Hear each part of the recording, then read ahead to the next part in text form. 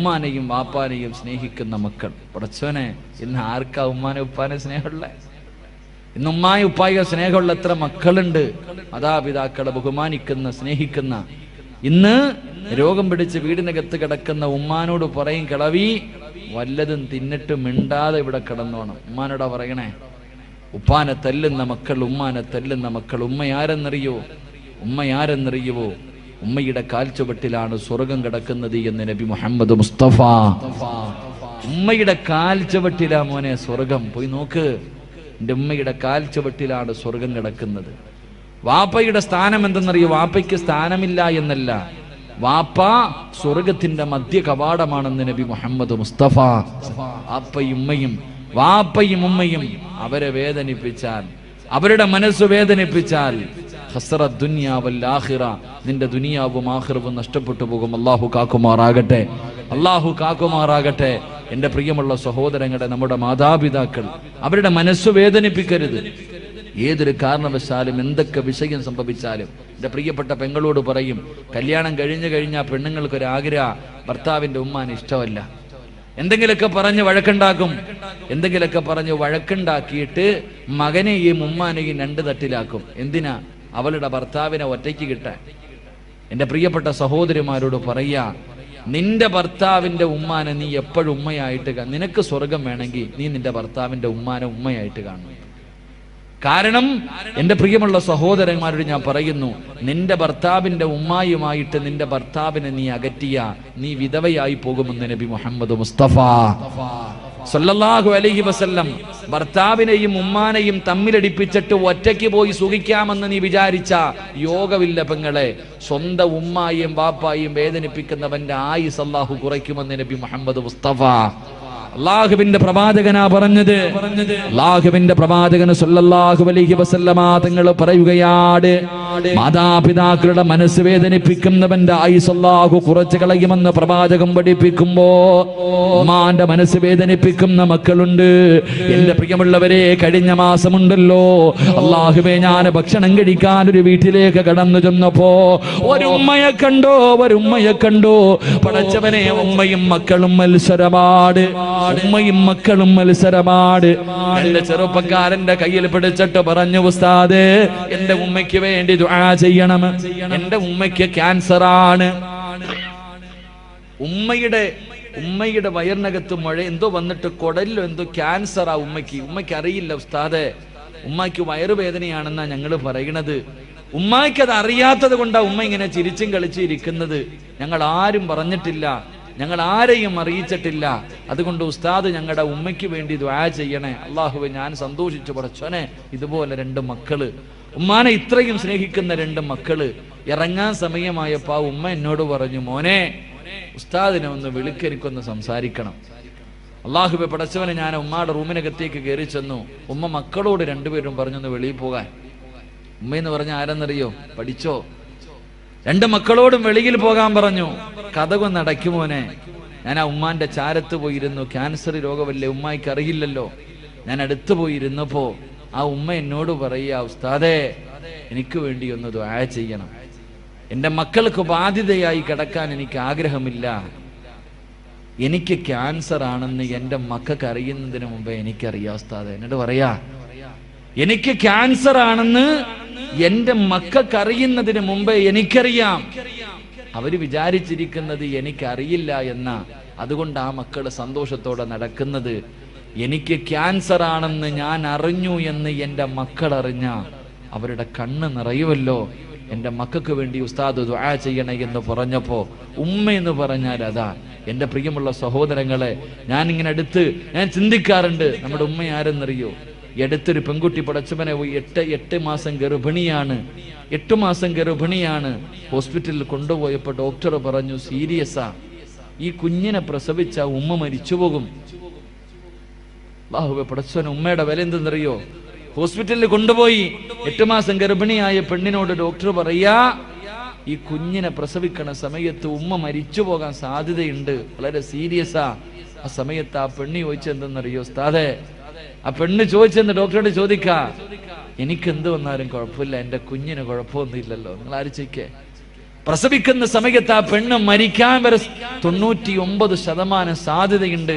അപ്പോഴും അവളെ കുറിച്ചല്ല ചിന്തിച്ചത്, അപ്പോഴും അവളെ കുറിച്ചല്ല ചിന്തിച്ചത്. ഡോക്ടറെ, എന്റെ വയറ്റിൽ കിടക്കണ കുഞ്ഞിനൊന്നും ഇല്ലല്ലോ. അതാ നമ്മുടെ ഉമ്മ. അള്ളാഹു നമുക്ക് ഈമാൻ നൽകുമാറാകട്ടെ. എന്റെ പ്രിയപ്പെട്ട പെമ്മക്കളോട്, ഓടേണ്ടവർക്കൊക്കെ ഓടാം, ഒളിച്ചോടേണ്ടവർക്കൊക്കെ ഓടിക്ക് കുഴപ്പമൊന്നുമില്ല. നിന്റെ ഉമ്മാനെ നാട്ടുകാർ മുഴുവനും വ്യഭിചാരി എന്ന് വിളിക്കും, നിനക്ക് കുഴപ്പമില്ലല്ലോ. നാട്ടുകാർ മുഴുവനും ഉമ്മാന്റെ സ്വഭാവമല്ലേ മോട് കാണിക്കൂ എന്ന് നാണം കെടുത്തിയാലും നിനക്കൊന്നുമില്ല. പ്രശ്നം 2-3 ഒരാഴ്ച മുമ്പാണെന്ന് തോന്നുന്നു, ഒരാഴ്ച മുമ്പ് പള്ളികളിലൊക്കെ പോയി പിരിവെടുത്തൊരു വാപ്പ. പള്ളിയിൽ എല്ലാ വെള്ളിയാഴ്ച പള്ളിയിൽ പോയി പിരിവെടുക്കും തന്റെ മോളെ കെട്ടിക്കാൻ. അള്ളാഹു പടച്ചോനെ 5-6 പവൻ സ്വർണം ആ പാവ ഉപ്പ പിരിച്ചു. ഞായറാഴ്ച കല്യാണം, വെള്ളിയാഴ്ച വൈകിട്ട് പള്ളിയിൽ നിന്ന് പിരിവായിട്ട് വാപ്പ വന്നപ്പോ പടച്ചോനെ ആ പെൺകുട്ടി ഒരുത്തന്റെ കൂടെ ഒളിച്ചോടിപ്പോയി. അള്ളാഹു ആ വാപ്പ വീണതാ ഇതുവരെ എഴുന്നേറ്റിട്ടില്ല. അള്ളാഹു അദ്ദേഹത്തിന് ആഫിയത്ത് കൊടുക്കുമാറാകട്ടെ. ഓടേണ്ടവർക്കൊക്കെ ഓടാ. എൻ്റെ മുസ്ലിം പെണ്ണുങ്ങളോട് ഞാൻ ചോദിക്കട്ടെ, എനിക്ക് അഭിമാനമുണ്ട് പെണ്ണെ. എൻ്റെ ചെറുപ്പക്കാരികളായ പെൺകുട്ടികളോട് പറയടി, എൻ്റെ പെങ്ങളോട് ഞാൻ പറയാ, പൊന്നുമോളെ, ഈ നാട്ടിൽ ഈ കൂട്ടത്തിലൊരു പെണ്ണിരിപ്പുണ്ട്. ഞാൻ പറയാ, സഹാബി വനിതയുടെ ചരിത്രമൊന്നും ഞാൻ പറയില്ല. നിങ്ങളുടെ കൂട്ടത്തിൽ ഒരു പെൺകുട്ടി ഇരിപ്പുണ്ട്, 34 വയസ്സുണ്ട് ആ പെണ്ണിനെട്ടാ. എടി, അവളാണ് നല്ല ഉപ്പായ്ക്കും ഉമ്മായ്ക്കും പറഞ്ഞവള്. ഞാൻ പറഞ്ഞു തരും, നിങ്ങൾക്ക് ഇഷ്ടപ്പെട്ടില്ലെങ്കിൽ ഞാൻ പറയും. 34 വയസ്സുള്ളൊരു പെൺകുട്ടി ഈ സദസ്സിനകത്തിരിപ്പുണ്ട്. അവളെ പോലെ നമ്മുടെ മക്കളെ അള്ളാഹു ആക്കി തരാൻ വേണ്ടി ദുആ ചെയ്യും. ഞാൻ ദുആ ചെയ്യും. കാരണം ആ 34 വയസ്സുള്ള പെൺകുട്ടി എന്നോട് കരുന്ന് വിളിച്ചിട്ട് പറഞ്ഞു, ഉസ്താദേ, എനിക്ക് വേണ്ടി ദുആ ചെയ്യണം. എൻ്റെ കല്യാണം ഇതുവരെ നടന്നിട്ടില്ല. എൻ്റെ വാപ്പ മരണപ്പെട്ടു പോയി ഉസ്താദെ. 34 കൊല്ലമായി. ഇന്ന് ഞാൻ അള്ളാനെ പേടിച്ചാ ജീവിക്കണത്, അള്ളാനെ പേടിച്ചാ ഞാൻ ജീവിക്കുന്നത്. പടച്ചവനെ, എനിക്കൊരു നല്ല ജീവിതം കിട്ടാൻ ഒരു സ്വന്തം സഹോദരനെ പോലെ എനിക്ക് വേണ്ടി ദുആ ചെയ്യണേ എന്ന് പറഞ്ഞൊരു പെണ്ണി സദസ്സിലിരിക്കുന്നുണ്ട്. അള്ളാഹുവേ, അവളാ മോളെ പെണ്ണ്. 34 കൊല്ലമായിട്ടും അവൾക്കും വിചാരമുണ്ടായിട്ടും അള്ളാഹുവിനെ പേടിച്ച് കഴിയുന്നവൾ. എന്നെങ്കിലും ഒരിക്കൽ അള്ളാഹു നല്ല ഒരു ജീവിതം തരുമെന്ന പ്രതീക്ഷയോടെ ഈ സദസ്സിൽ ആ പൊന്നുമോളിരിപ്പുണ്ട്. അള്ളാഹുവേ, ആ മകൾക്ക് നീ നല്ലൊരു ജീവിതം കൊടുക്കണേ പടച്ചവനെ. അള്ളാഹുവേ, നീ നല്ലൊരു ജീവിതം കൊടുക്കണേ പടച്ചവനെ. മുസ്ലിം പെണ്ണെന്ന് പറഞ്ഞാൽ അങ്ങനെ, അല്ലാതെ തിന്നിട്ട് നിനക്ക് കൊഴുപ്പ് കൂടുമ്പോ, തിന്നിട്ട് എല്ലിനകത്ത് കൊഴുപ്പ് കൂറുമ്പോ പടച്ചവനെ, പടച്ച റബ്ബിന്റെ ദീനിനെ ചവിട്ടി തേച്ചിട്ട് സ്വന്തം ഉപ്പാനെ ഉമ്മാനെയും സമൂഹത്തിന്റെ മുന്നിൽ നാണം കെടുത്തിയിട്ട് പോയാ നിന്നെ അള്ളാഹു വെറുതെ വിടത്തില്ല. അള്ളാഹു നമുക്ക് ഈമാൻ നൽകി അനുഗ്രഹിക്കുമാറാകട്ടെ. എന്റെ പ്രിയമുള്ളവരെ, ചരിത്രം സാക്ഷിയാണ്. ഉസ്താദന്മാര് പറയും, ഇങ്ങനൊക്കെ പോകുന്നവള് പുഴുത്തു ചാകുമെന്ന് പറയുമ്പോ ഇവരാരടാ പറയാൻ അവകാശം? ഇവർക്ക് പറയാൻ എന്ത് അവകാശം? എന്റെ പ്രിയപ്പെട്ട പെങ്ങളെ, ചരിത്രം സാക്ഷിയാ.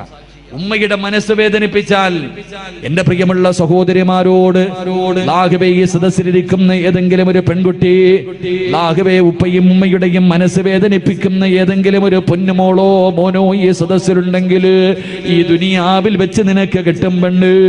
ഈ ദുനിയാവിൽ വെച്ച് തന്നെ അള്ളാഹു നിനക്ക് ശിക്ഷ തരും പെണ്ണ്. എന്റെ പ്രിയമുള്ള സഹോദരാ, ഫദൽ എന്ന് പറയുന്ന ഒരു ചെറുപ്പക്കാരന്റെ ചരിത്രം കാണാ. ഫദൽ എന്ന് പറയുന്ന ഒരു ചെറുപ്പക്കാരനുണ്ട്. അല്ലാഹുവേ, പടച്ചവനെ, ഉമ്മ മാത്രമേ ഉള്ളൂ. ഫദൽ എന്ന് പറയുന്ന ചെറുപ്പക്കാരൻ ഒരു ദിവസം കൂട്ടുകാര് മുഴുവനും പറഞ്ഞു, ഫദലേ,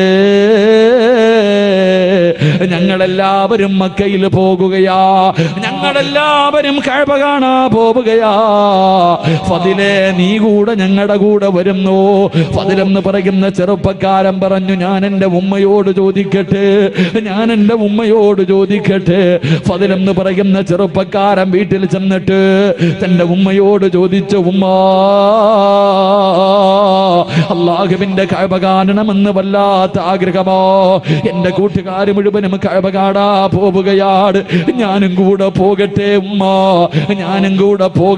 ഉമ്മ. ഉമ്മ പറഞ്ഞു, മോനെ ഫദിലേ, നീ പോയാൽ എനിക്ക് ആരാണടാ ഉള്ളത്? എനിക്ക് ഭക്ഷണം തരാ, എന്റെ കാര്യങ്ങളെ നോക്കാൻ ആരുമില്ലല്ലോ. എന്റെ പൊന്നുമോര് പോകണ്ട എന്ന് ഫദിൽ എന്ന് പറയുന്ന മകനോട് പറയുമ്പോ കൂട്ടുകാരുടെ മുന്നിൽ ചെന്നിട്ട് പറഞ്ഞു എന്റെ ഉമ്മ എനിക്ക് അനുവാദം തന്നില്ല. കൂട്ടുകാർ മുഴുവനും കളിയാക്കുകയാണ്. അള്ളാഹുവിന്റെ കഅബ കാണാൻ പോലും നിന്റെ ഉമ്മ നിനക്ക് അനുവാദം തരുന്നില്ലല്ലോ.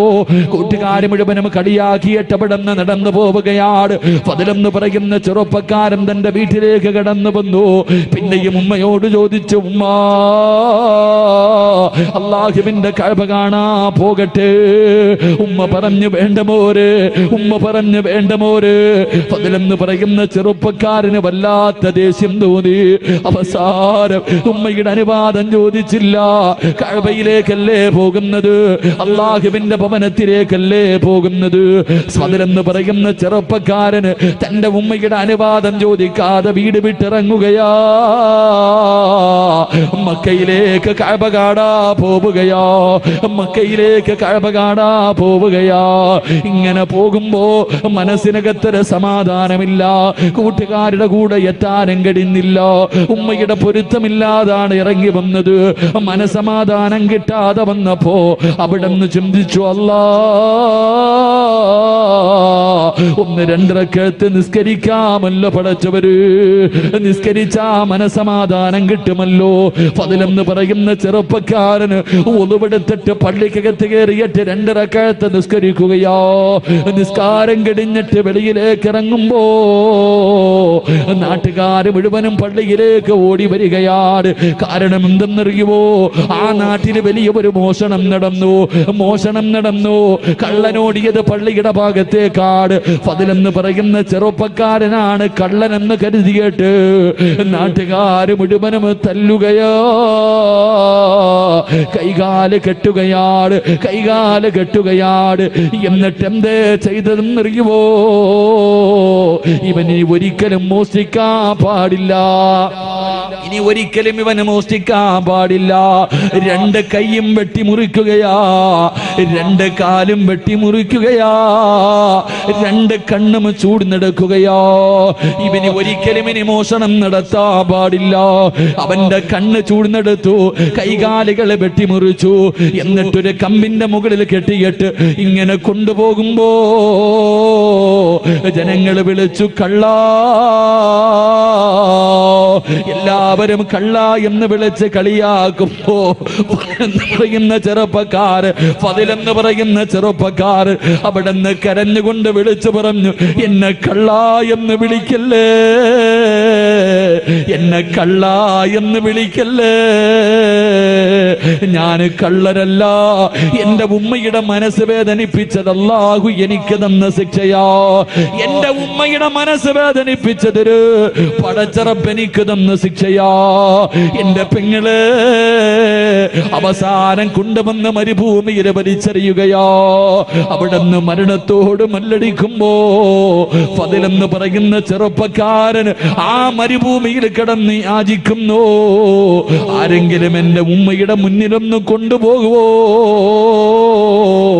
മരിക്കുന്നതിന് മുമ്പ് എന്റെ ഉമ്മയുടെ വീടിന്റെ മുന്നിൽ എന്നെ ഒന്ന് കൊണ്ടുപോകുവോ? ഒന്ന് പൊരുത്തം ചോദിക്കാരാ, എന്റെ ഉമ്മയോടൊന്ന് പൊരുത്തം ചോദിക്കാരാ. മരണത്തിന്റെ വേളയിൽ പടച്ചവരെ വടിയിൽ കിടന്ന് യാചിക്കുന്നത് കണ്ടപ്പോ ഏതോ യാത്രക്കാര് പറഞ്ഞ അടയാളം വെച്ചൊരു വീടിന്റെ മുന്നിൽ കൊണ്ടുവന്ന് വെക്കുകയാണ്. വീടിന്റെ മുന്നിൽ കൊണ്ടുവച്ചു. പടച്ചറപ്പേ വാതില് തുറന്നിട്ടൊരു ഉമ്മ ഇറങ്ങി വരികയാണ്. ആ യാത്രക്കാര് ചോദിച്ചു, ഉമ്മ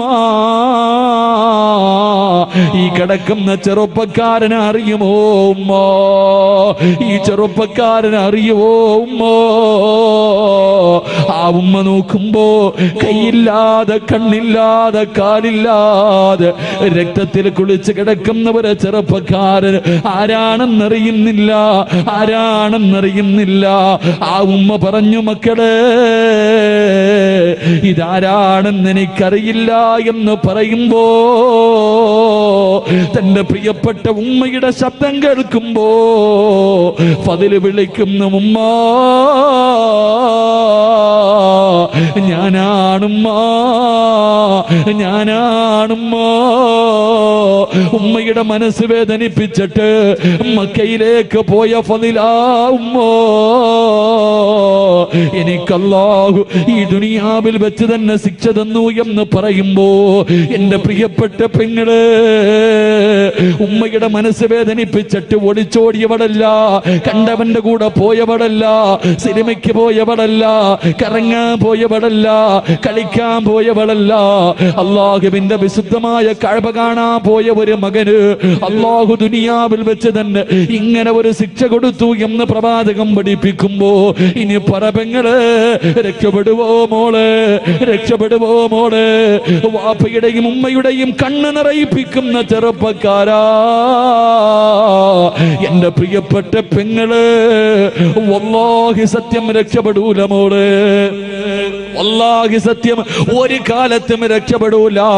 അതുകൊണ്ട് എന്റെ പ്രിയമുള്ളവരോട് പറയുകയാ, മാതാപിതാക്കളെ സ്നേഹിക്കണേ.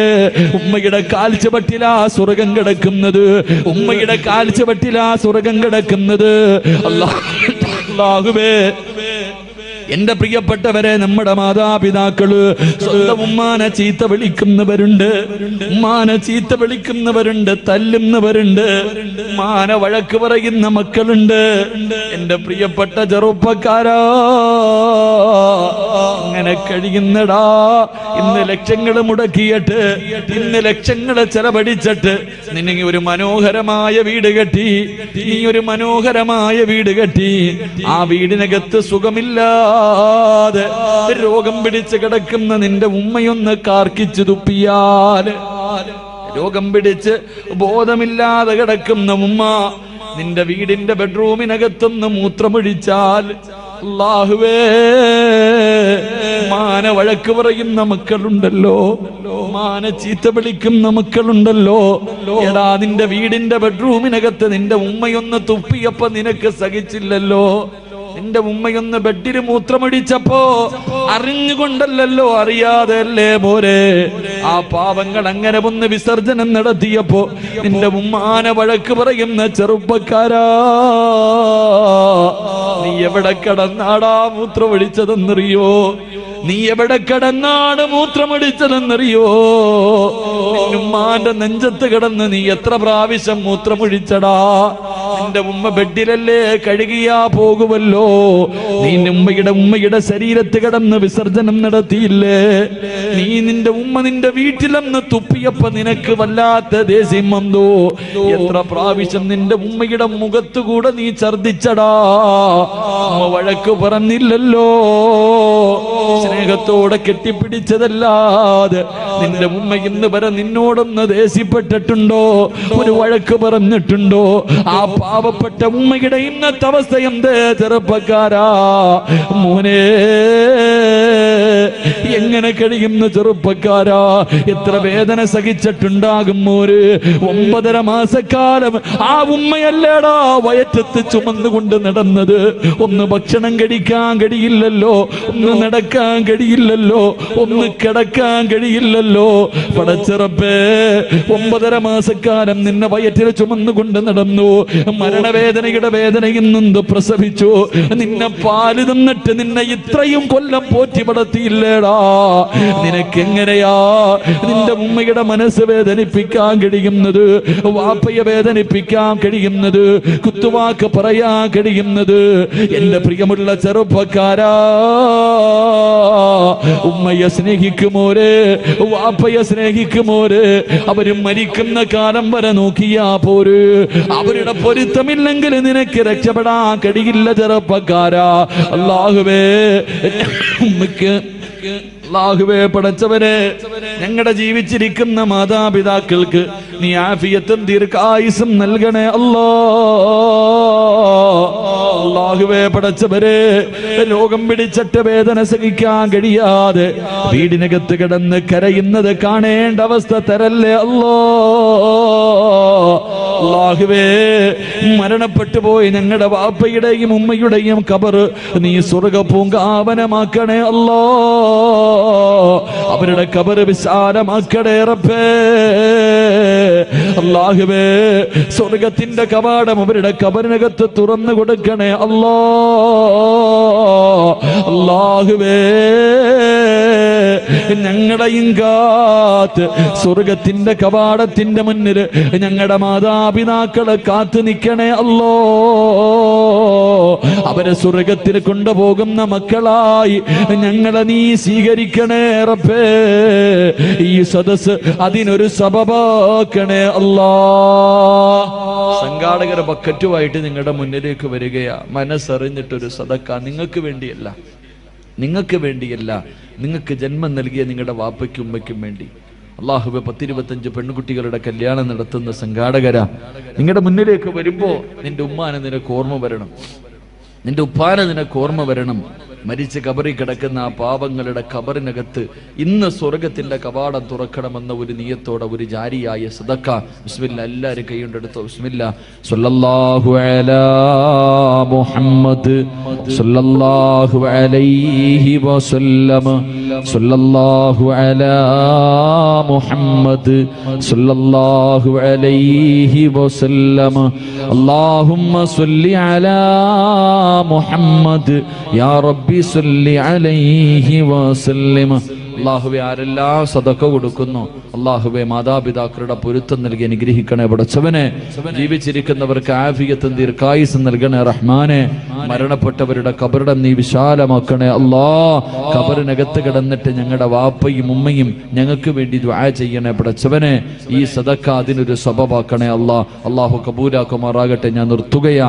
എൻ്റെ പ്രിയമുള്ള സഹോദരങ്ങളെ, മാതാപിതാക്കളെ സ്നേഹിക്കുന്ന മകൻ അല്ലാഹു കൊടുക്കുന്ന പ്രതിഫലം എന്തെന്നറിയോ?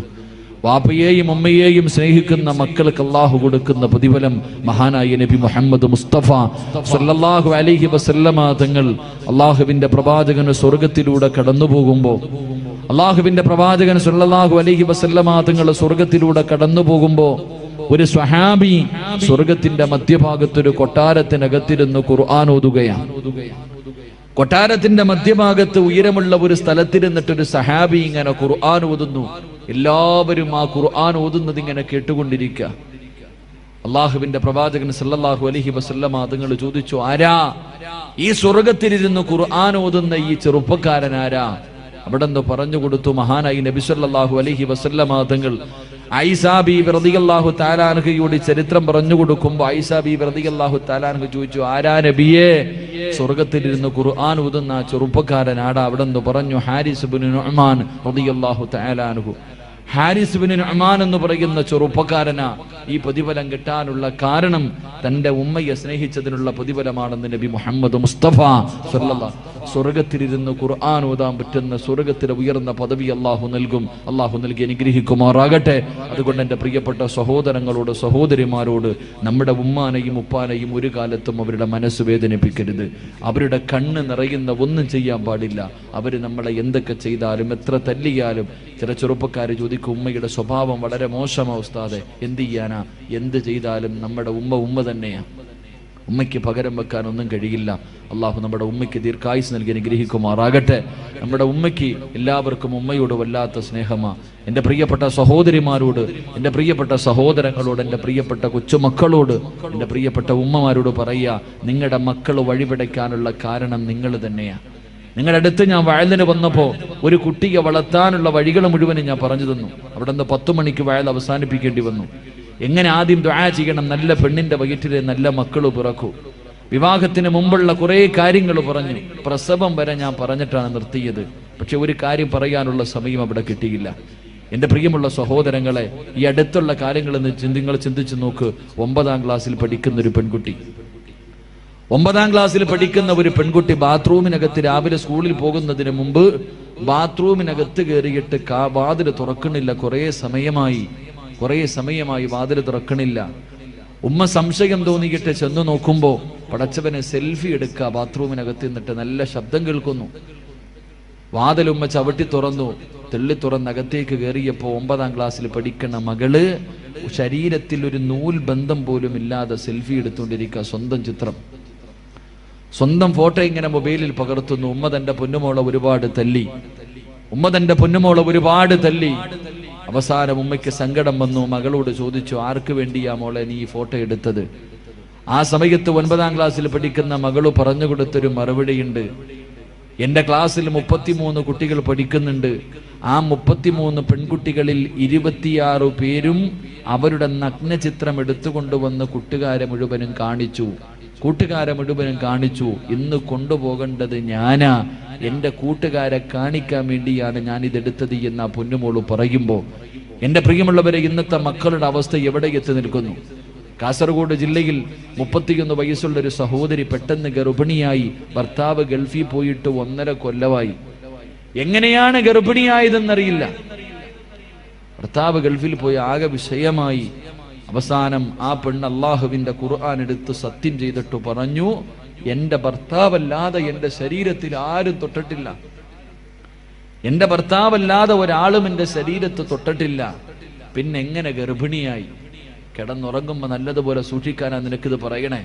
ഇന്ന് മുതൽ കിടന്നുറങ്ങുമ്പോൾ നീ നല്ലതുപോലെ ആലോചിക്കണം. വീട്ടിലെ മക്കളുണ്ടെങ്കിൽ സൂക്ഷിക്കണം. ഈ ഉമ്മ അള്ളാഹുവേ എങ്ങനെ ഗർഭിണിയായി എന്നറിയില്ല. +1 എങ്ങാണ്ട് പഠിക്കുന്നൊരു മകനുണ്ട്, 10ലോ +1ലോ പഠിക്കുന്നൊരു മകൻ. ഈ മകന്റെ സ്വഭാവത്തിൽ ഒരു മാറ്റം കണ്ടപ്പോ ആരോ കൊണ്ടുപോയി ഒരു കൗൺസിലിംഗ് നടത്തിയപ്പോ ആ മകൻ പറഞ്ഞു, എൻ്റെ ഉമ്മയുടെ വയറ്റിൽ കിടക്കണ കുഞ്ഞിന്റെ തന്ത ഞാനാണെന്ന്. അള്ളാഹു നമ്മളെ കാക്കുമാറാകട്ടെ. സ്വന്തം ഉമ്മയ്ക്ക് മയക്കുമരുന്ന് കൊടുത്തിട്ട് ഈ മകനാണ് ഈ പണി ഒപ്പിച്ചതെങ്കിൽ എൻ്റെ പ്രിയമുള്ള സഹോദരങ്ങളെ, എന്തുകൊണ്ടാണ് നമ്മുടെ മക്കൾ ഇങ്ങനെ ആകുന്നത്? എല്ലാ വാപ്പമാർക്കും പരാതിയാ, ഉസ്താദെ ഞാൻ പറഞ്ഞ അനുസരിക്കില്ല, മുടിവെട്ടുന്നില്ല, അവൻ നിസ്കരിക്കുന്നില്ല, ഖുർആൻ ഓതുന്നില്ല, എത്ര നല്ല കാര്യം പറഞ്ഞാലും ചെയ്യണില്ല, അവൻ എന്നെ ചീത്ത വിളിക്കുന്നു, എന്നെ ബഹുമാനിക്കുന്നില്ല, പരാതി പറയുന്നല്ലോ. എന്തേ അതിന്റെ കാരണമെന്നറിയൂ? നിങ്ങളുടെ മക്കൾ വഴിപിടച്ചു പോകാനുള്ള കാരണം, നാട്ടുകാരൊരു പഴഞ്ചൊല്ല് പറയാറുണ്ട്, കുഞ്ഞിലെ ശീലം അവസാനം വരെ ഉണ്ടാകുമെന്ന്. എൻ്റെ പ്രിയപ്പെട്ട സഹോദരങ്ങളോട് പറയുന്നു, നിങ്ങളുടെ വീട്ടിൽ ചെറിയ മക്കളുണ്ടെങ്കിൽ, പ്രായപൂർത്തിയാകാത്ത ചെറിയ കുട്ടികൾ നിങ്ങളുടെ വീട്ടിലുണ്ടെങ്കിൽ നിങ്ങൾ നല്ലതുപോലെ സൂക്ഷിക്കണം. ചെറിയ മക്കൾ നിങ്ങളുടെ വീട്ടിലുണ്ടെങ്കിൽ നിങ്ങൾ പറയും, ഉസ്താദേ കുട്ടിയല്ലേ, കുഞ്ഞല്ലേ, അവനൊന്നും അറിയില്ല എന്നാ നമ്മൾ വിചാരിക്കണേ. എൻ്റെ പ്രിയമുള്ളവരെ, അള്ളാഹുവിന്റെ വിശുദ്ധമായ ഖുർആൻ പറഞ്ഞു, 3 സമയങ്ങളിൽ പ്രായപൂർത്തിയാകാത്ത മക്കൾ ഉമ്മയുടെയും വാപ്പയുടെയും ബെഡ്റൂമിൽ കിടക്കണമെങ്കിൽ അനുവാദം ചോദിക്കണമെന്ന് അള്ളാഹുവിന്റെ വിശുദ്ധ ഖുർആൻ. 3 സമയം. സ്വന്തം ഉപ്പാന്റെ ഉമ്മാന്റെ റൂമിൽ കയറണമെങ്കിൽ അനുവാദം ചോദിക്കണം. പ്രായപൂർത്തിയാകാത്ത കൊച്ചുമക്കൾ, 9 വയസ്സിന്റെ താഴെ പ്രായമുള്ള കുട്ടികൾ, 3 അവസരത്തിൽ. ഒന്നാമത്തെ അവസരം സുബഹിക്ക് മുമ്പുള്ള സമയം, നട്ടുച്ച സമയം, ഇശായിക്ക് ശേഷമുള്ള സമയം. ഈ 3 സമയത്തും ഉമ്മയുടെയും വാപ്പയുടെയും ബെഡ്റൂമിലേക്ക് മക്കൾ കയറാൻ പാടില്ല, അനുവാദം ചോദിക്കണം. കാരണം സുബഹിക്ക് മുമ്പുള്ള സമയം ഉമ്മയും വാപ്പയും നല്ല ഉറക്കത്തിലാ. ഉമ്മയുടെ ഔറത്ത് തുറന്നു കിടക്കാം, വാപ്പയുടെ ഔറത്ത് തുറന്നു കിടക്കാം. ചെറിയ കുട്ടി ഓടി ചെല്ലുമ്പോ ഉമ്മയുടെ ഔറത്ത് കണ്ട ആ മകന്റെ മനസ്സിന്റെ ഉള്ളിൽ അത് പതിയും, അവൻ തലതിരിഞ്ഞു പോകാൻ അത് കാരണമാകും. സ്വന്തം വാപ്പയുടെ ഔറത്ത് 8 വയസ്സുള്ള മകള് കണ്ടാൽ, 7 വയസ്സുള്ള മകള് കണ്ടാൽ അവരുടെ മനസ്സിന്റെ ഉള്ളിലേക്ക് അതിന് ചിന്ത, ഭാവിയിൽ അത് ബാധിക്കാൻ സാധ്യതയുണ്ട്.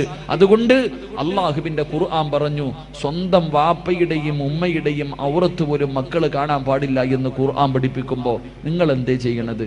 ഇന്ന് നിങ്ങൾ ഇംഗ്ലീഷ് പടം കാണുന്നത് ഒരുമിച്ചിരുന്നല്ലേ? വാപ്പായും ഉമ്മായും മക്കളും കൂടെ ഒരുമിച്ചിരുന്നിട്ട് ഇംഗ്ലീഷ് പടം കാണുന്ന കാലം, അരപ്പാവാടയിട്ട് ആടുന്ന പെണ്ണിന്റെ ആട്ടം കാണുന്ന കാലം. പിന്നെ ഓടിയില്ലെങ്കിലല്ലേ കുഴപ്പമുള്ളൂ. അള്ളാഹു ഈമാൻ നൽകുമാറാകട്ടെ.